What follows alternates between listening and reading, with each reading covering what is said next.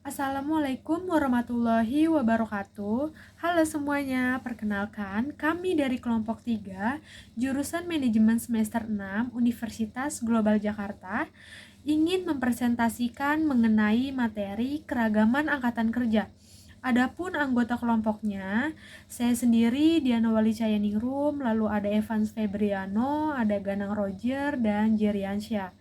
Baik, langsung saja ke pengertian angkatan kerja, di mana pengertian keberagaman angkatan kerja merupakan terdiri dari orang dengan kualitas manusia yang berbeda, di mana berasal dari kelompok yang budaya yang berbeda juga. Dengan hal tersebut, dapat dipastikan bahwa setiap individu itu tidak memandang latar belakang, ras, agama, suku, bangsa, dan lainnya.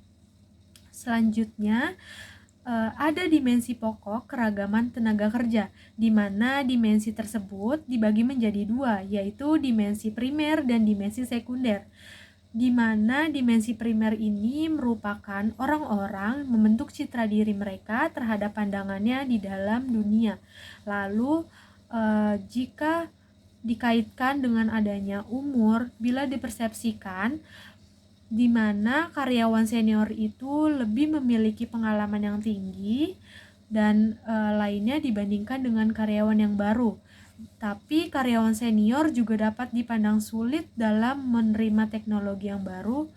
Selanjutnya, ada jenis kelamin di mana jika dibandingkan dengan laki-laki dan perempuan, di mana perempuan itu lebih dominan atau lebih mengikuti SOP perusahaan dibandingkan laki-laki.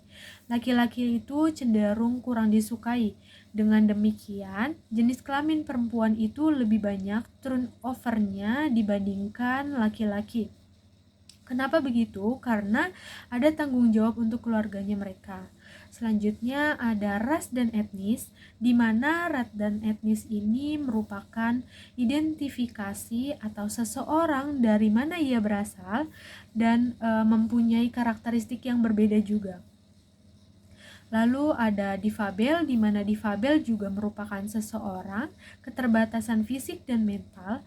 Kaum difabel juga cenderung merendah dan perlu adanya evaluasi dalam melakukan suatu pekerjaan.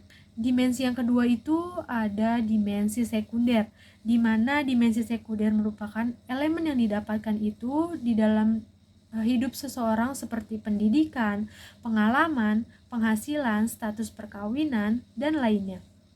Di mana pendidikan pasti semua orang itu memiliki dan mendapatkan pendidikan yang sesuai. Lalu ada lokasi geografis, apakah strategis atau tidak, serta status perkawinan yang menyesuaikan di dalam sebuah perusahaan. Baik, materi selanjutnya yaitu ada 5 tahapan mengelola keragaman angkatan kerja. Yang pertama, memiliki kepemimpinan yang kuat, di mana dengan hal tersebut diperlukan untuk memastikan bahwa kesadaran terhadap keragaman organisasi, kepemimpinan yang mendukung itu juga bisa dapat memberikan contoh positif bagi seluruh karyawan. Yang kedua itu ada mampu menilai situasi, di mana dengan menilai itu berkaitan dengan keberagaman seperti kebutuhan, tantangan, itu dapat membantu dalam merancang strategi yang sesuai. Yang ketiga, itu mampu mengubah budaya dan sistem manajemen, di mana langkah yang krusial dalam mengelola keragaman itu sangat diperlukan adanya perubahan, misalkan mendukung seperti proses perekrutan yang adil, di mana diperlukan perubahan dalam sebuah perekrutan. Yang keempat, yaitu memberikan pelatihan keberagaman, di mana dapat membantu dalam menciptakan iklim kerja yang inklusif, dalam meningkatkan kesadaran, pemahaman, dan lainnya. Yang terakhir itu melakukan evaluasi terhadap program keberagaman. Itu juga sangat penting. Kenapa? Karena evaluasi itu dilakukan dapat mengukur efektivitas yang perlu ditingkatkan untuk membantu dalam perbaikan suatu pekerjaan yang salah. Lalu ada 5 manfaat, beberapa manfaat manajemen keragaman angkatan kerja. Yang pertama, munculnya bakat, di mana dalam membantu dalam memperkarya kerja. Lalu yang kedua, ada terciptanya inovasi, dapat merancang solusi yang kreatif dalam menghadapi masalah dan tantangan dalam sebuah organisasi atau sebuah perusahaan. Yang ketiga itu keterampilan bahasa asing, di mana dapat memperluas jangkauan sebuah organisasi dan bahasa asing itu sangat penting diperlukan dalam sebuah perusahaan. Yang keempat itu ada menumbuhkan semangat dan persaingan karyawan untuk mencapai tujuan organisasi. Yang kelima, meningkatkan produktivitas dan kinerja organisasi di dalam sebuah perusahaan. Baiklah, di sini saya akan melanjutkan presentasi dari rekan saya. Nah, untuk materi selanjutnya itu membahas terkait faktor yang mempengaruhi angkatan kerja. Nah, untuk poin pertama yaitu pertumbuhan populasi. Nah, untuk poin kedua itu tingkat partisipasi. Nah, untuk poin ketiga kompensasi usia dari populasi. Nah, untuk poin keempat mobilitas dan tenaga kerja. Baiklah, untuk poin pertama itu pertumbuhan populasi. Jika penduduk yang bertambah atau semakin banyak orang yang lahir di masa depan dan tumbuh berkembang, maka semakin banyak pula orang yang siap bekerja di masa depan. Jika banyak orang yang berusia kerjanya itu usia produktif seperti usia 16 tahun sampai 64 tahun, maka angkatan kerja di masa depan akan bertambah. Nah, untuk usia penduduk sendiri, jika kebanyakan di masa depan penduduknya muda, maka jumlah orang yang siap bekerja di masa depan akan banyak.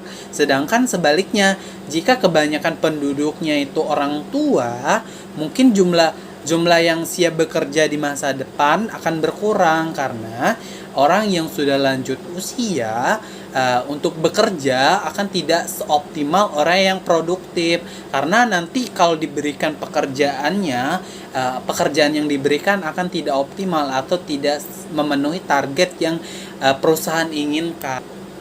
Nah, untuk poin kedua yaitu tingkat partisipasi. Nah, keinginan seseorang untuk bekerja pasti banyak. Nah, tidak semua orang yang bisa bekerja itu mau bekerja. Tingkat partisipasi ini menunjukkan seberapa banyak orang yang mau bekerja dan siap bekerja di masa depan.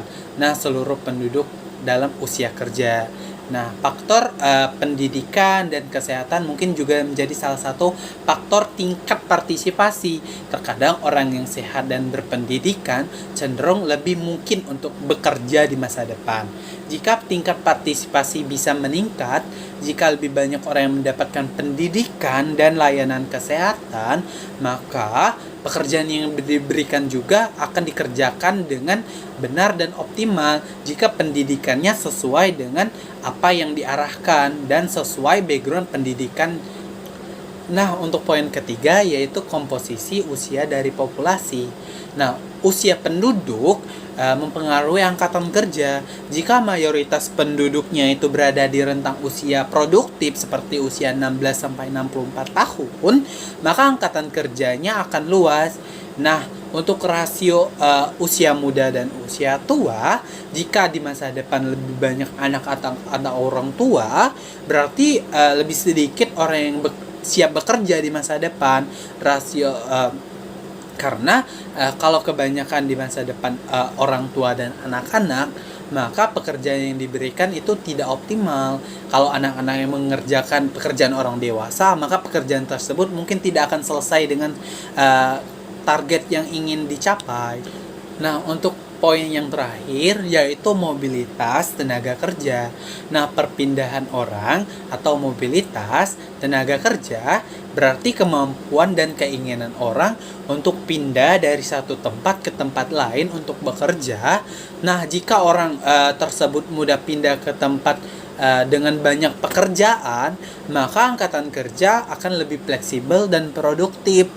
Nah, untuk urbanisasi atau perpindahan dari desa ke kota biasanya meningkatkan jumlah orang yang bekerja karena kota menawarkan lebih banyak peluang pekerjaan dibandingkan desa. Mungkin sedikit yang bisa menawarkan atau memberikan peluang pekerjaan karena di desa pekerjaannya juga terbatas. Beda dengan di kota, karena di kota juga banyak peluang bisnis yang mungkin membutuhkan SDM yang berkualitas. Nah, untuk materi selanjutnya mungkin membahas terkait tantangan dalam mengelola keberagaman. Nah, untuk poin pertama yaitu membahas tentang komunikasi. Yang kedua, perlawanan terhadap perubahan. Yang ketiga, stereotip dan prasangka. Yang keempat, pengelolaan konflik. Dan yang terakhir, kepatuhan hukum. Nah, mungkin di sini saya akan menjelaskan untuk poin pertama yaitu komunikasi. Nah, komunikasi ini sangat berpenting di perusahaan atau saat kita bekerja, karena saat kita bekerja pasti kita harus berinteraksi dengan rekan kerja, dan untuk kita bekerja sama dengan tim, kita pasti harus memiliki komunikasi yang baik dan positif dengan rekan kerja. Kalau komunikasi ini juga tidak bagus dalam rekan kerja, maka target yang ingin kita capai maka nanti akan terhambat. Nah, mungkin dalam hambatan tersebut ini menjadi tantangan dalam mengelola keberagaman. Nah, untuk poin yang kedua yaitu perlawanan terhadap perubahan. Terkadang ada orang yang tidak bisa menerima perubahan teknologi yang semakin canggih saat ini, seperti perubahan teknologi yang bisa menggantikan pekerjaan orang lain, seperti sekarang udah bisa menggunakan mesin untuk mencetak dan lain sebagainya. Nah, orang-orang terkadang tidak bisa menerima perubahan tersebut karena mereka takut pekerjaannya mereka itu bisa digantikan oleh mesin. Dikarenakan itu, ini juga menjadi tantangan dalam mengelola keberagaman angkatan kerja. Nah, mungkin kaitannya dalam keberagaman angkatan kerja, mungkin orang-orang yang bekerja merasa tidak nyaman dengan perubahan teknologi itu, menjadi mereka tidak bisa mengikuti perubahan tersebut.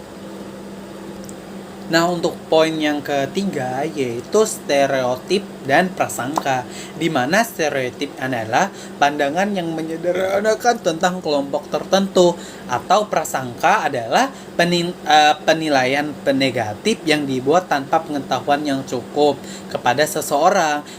Kedua hal ini bisa menyebabkan diskriminasi dan perlakuan tidak adil terhadap rekan kerja yang lain. Terkadang rekan kerja juga menghakimi sebelum mengenal. Nah, mereka ini tanpa mengenal mereka sudah berpikiran negatif terhadap rekan kerjanya. Mungkin ketika orang menggunakan stereotip dan prasangka ini, mereka mungkin menilai seseorang berdasarkan kelompok asal mereka gitu. Sedangkan mereka itu tidak mengenal lebih dekat atau lebih jauh mereka itu seperti apa. Yang keempat yaitu pengelolaan konflik, di mana konflik ini sering sekali terjadi di dalam perusahaan. Ditambah lagi ini terkait keberagaman angkatan kerja, di mana lingkungan yang beragam, perbedaan pendapat dan nilai ini bisa menyebabkan konflik di perusahaan. Nah, misal cara kerja atau kebiasaan yang berbeda bisa menjadi sumber pertentangan antara karyawan satu dengan karyawan yang lain. Nah, untuk memecahkan masalahnya itu mungkin penting untuk memilih cara yang baik untuk menyelesaikan konflik yang terjadi, seperti berkompromi atau berkomunikasi yang terarah. Nah, untuk poin yang terakhir, yang poin kelima, yaitu kepatuhan hukum. Nah, untuk kepatuhan hukum, pasti setiap perusahaan itu memiliki peraturannya tersendiri. Nah, untuk kepatuhannya ini karyawannya itu harus mengerti. Mereka harus tahu apa saja yang harus mereka kerjakan dan tidak boleh mereka kerjakan, karena pasti perusahaan memiliki peraturan hukum tersendiri, karena setiap peraturan pasti memiliki larangannya masing-masing. Nah, dengan diberikannya pengetahuan hukum oleh perusahaannya, pasti karyawan juga memiliki pengetahuan apa yang wajib mereka kerjakan. Dan nah, untuk materi selanjutnya yaitu membahas terkait strategi pengelolaan keberagaman kerja, yaitu poin pertama yaitu pelatihan keberagaman, yang kedua kebijakan inklusi, yang ketiga pemimpin yang inklusif, yang keempat komunikasi terbuka, yang terakhir tim kerja yang beragam. Untuk poin yang pertama yaitu pelatihan keberagaman. Dengan diberikannya pelatihan keberagaman kepada karyawan, maka karyawan juga mengerti dengan budaya-budaya perusahaan atau budaya rekan kerjanya. Dengan diberikan pelatihan, maka karyawannya juga mengerti dan paham akan budaya tersebut. dan bisa menghargai perbedaan budaya, agama, gender, dan lain sebagainya dengan diberikannya pelatihan keberagaman. Nah, untuk poin yang kedua yaitu kebijakan inklusi. Dengan membuat semua karyawan merasa dihargai dan diterima tanpa memandang latar belakang mereka, maka karyawan tersebut juga akan memberikan kinerja terbaik mereka dan mencapai target-target dan job desk mereka ke depannya gitu. Nah, untuk poin yang ketiga itu pemimpin yang inklusi, di mana kita harus memilih pemimpin yang inklusi seperti pemimpin yang mendukung dan mempromosikan keberagaman serta inklusi gitu. Pemimpin yang harus menunjukkan contoh sebagai pemimpin dengan menghargai perbedaan, mendengarkan semua masukan karyawannya dan mempromosikan kerjasama yang inklusi gitu, yang beragam. Nah, poin yang keempat yaitu komunikasi terbuka. Dengan membuat lingkungan di mana semua karyawan merasa nyaman dan berbicara dan berbagi ide terbuka, maka karyawan tersebut juga merasa dihargai dengan diberikannya komunikasi yang terbuka, merasa dihargai, maka karyawan tersebut juga akan memberikan potensi terbaik mereka gitu. Dan karyawan tersebut juga akan mengerjakan tugas dan job desk-nya sebaik mungkin karena dengan komunikasi yang terbuka dan terarah, maka komunikasi tersebut bisa menjadi motivasi untuk karyawan tersebut untuk mencapai target-target perusahaan. Nah, untuk poin yang terakhir yaitu tim kerja yang beragam.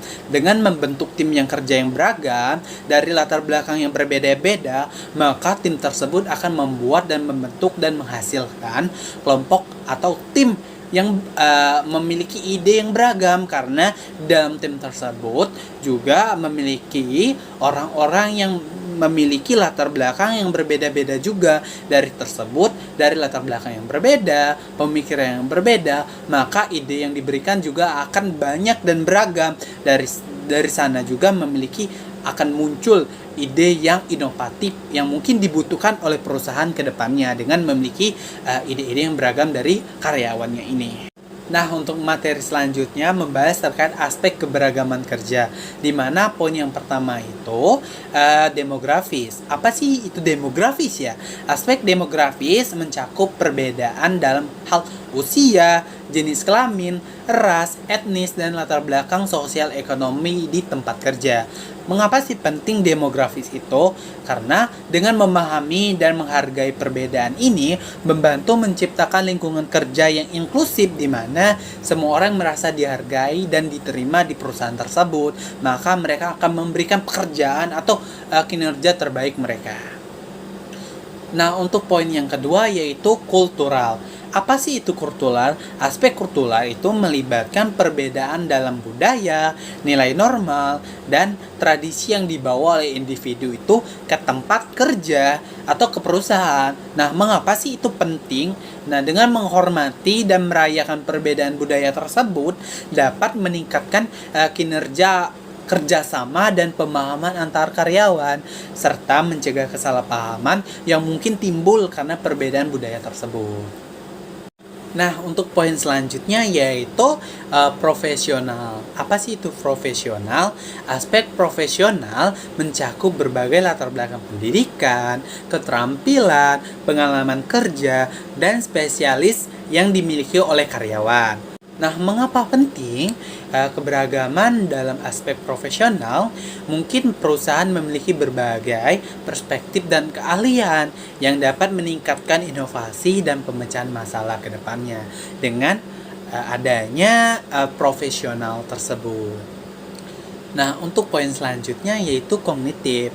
Apa sih itu kognitif? Aspek kognitif mencakup perbedaan dalam cara berpikir, gaya belajar, pendekatan dan pemecahan masalah. Nah, mengapa sih itu penting? Keberagaman kognitif dapat menghasilkan ide-ide kreatif dan solusi yang lebih baik karena adanya berbagai cara berpikir dan pendekatan yang berbeda-beda dalam menghadapi tantangan yang muncul. Selanjutnya, konflik kerja.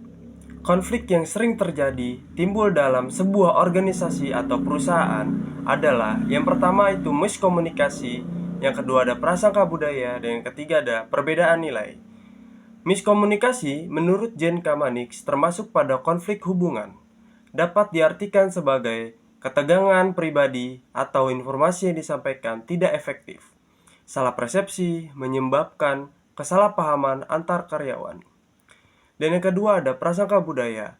Prasangka budaya adalah sebuah latar belakang budaya para karyawan atau pekerja lainnya, mencakup seperti perbedaan agama, ras, suku, dan latar belakang lainnya.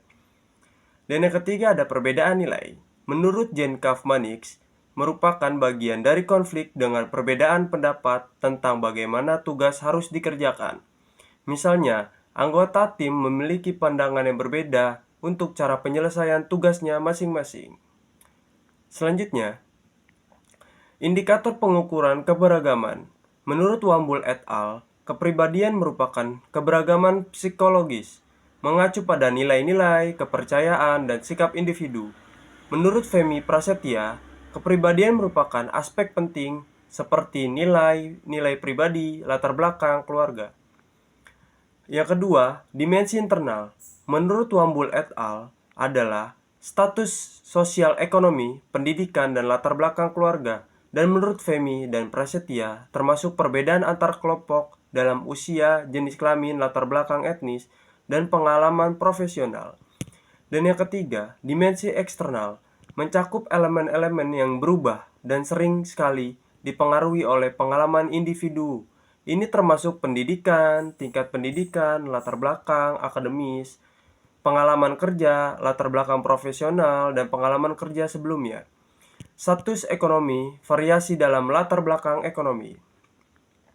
Dan yang keempat ada dimensi organisasi, mencakup aspek-aspek yang berkaitan dengan struktur-struktur dalam dinamika organisasi. Ini termasuk jabatan, peringkat, variasi dalam level hierarki, dan tanggung jawab departemen, divisi, keberagaman antar departemen atau divisi. Jenis pekerjaan, beragam jenis pekerjaan dan tugas yang ada dalam organisasi. Selanjutnya, jenis-jenis konflik dalam keberagaman. Yang pertama itu adalah konflik komunikasi dan inklusi.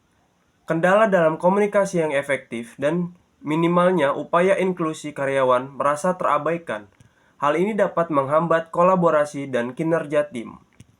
Dan yang kedua ada konflik kepemimpinan dan manajemen. Perbedaan gaya kepemimpinan dan manajemen yang tidak sesuai dengan latar belakang dan preferensi karyawan yang beragam. Hal ini dapat menimbulkan rasa ketidakadilan dan ketidakpuasan karyawan. Dan yang ketiga ada konflik budaya. Perbedaan latar belakang budaya, nilai gaya, komunikasi antar karyawan, hal ini dapat memicu kesalahpahaman dan ketegangan di tempat kerja. Yang keempat adalah konflik kebijakan dan praktik organisasi. Kebijakan dalam praktik organisasi yang tidak akomodatif terhadap keberagaman, seperti jam kerja, cuti, fasilitas yang tidak sesuai dengan kebutuhan karyawan. Hal ini dapat menimbulkan resistensi dan ketidakpuasan karyawan.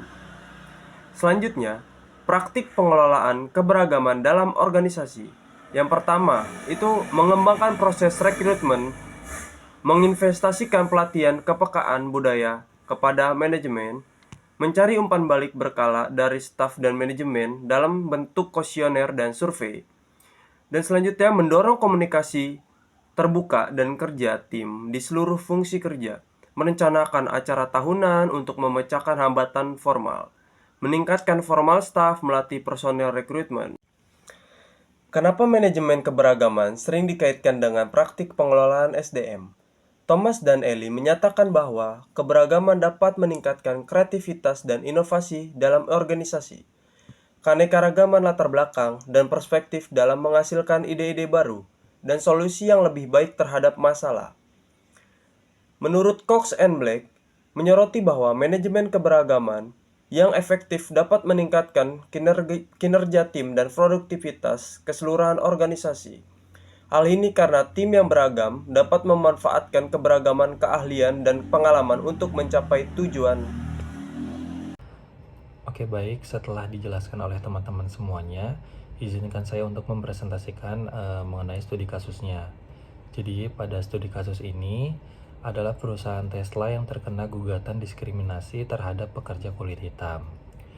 Awalnya, pada 2 Juli tahun 2022, 15 mantan pegawai dan pegawai Tesla mengajukan gugatan terhadap perusahaan di Pengadilan Negeri bagian California. Kemudian mereka menuduh produsen mobil tersebut melakukan diskriminasi rasial di pabrik Tesla Fremont. Jadi menurut gugatan, para pekerja itu sering menjadi sasaran komentar dan perilaku rasis dari rekan kerja. Kemudian juga termasuk istilah-istilah seperti perbudakan atau perkebunan. Kemudian ada seseorang yang bernama Terry Mitchell, yaitu salah satu penggugat, mengaku sering menerima hinaan rasial. Dan sementara di sisi lain juga, Nathaniel Aziel Gonzalez melaporkan bahwa dia mendapat perlakuan pelecehan dari supervisor yang memanggilnya zebra karena warna kulitnya yang berbeda. Kemudian para penggugat juga mengklaim ditugaskan pada posisi yang paling berat secara fisik dan tidak mendapat promosi. Jadi perusahaan Tesla ini yang menghadapi setidaknya 10 tuntutan serupa belum memberikan komentar yang jelas. Pada Februari lalu, diskriminasi dengan mendisiplinkan dan memberhentikan karyawan yang melanggar, serta meluncurkan program pelatihan tambahan untuk memastikan semua karyawannya saling menghormati dan memiliki cara untuk melaporkan kekhawatiran. Kemudian ada penyelesaian masalah studi kasus. Jadi perusahaan Tesla ini melakukan penyelesaian masalah studi kasusnya ada 3 tahap. Yang pertama, penegakan kebijakan anti diskriminasi. Kemudian ada tindakan disipliner tugas, dan komitmen dari pimpinan. Dari ketiga hal tersebut mencakup beberapa hal.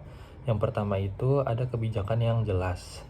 Jadi perusahaan Tesla itu memastikan anti diskriminasi dan anti pelecehan yang dijelaskan dengan rinci di dalam buku panduan karyawan. Kemudian juga ada komunikasi yang rutin.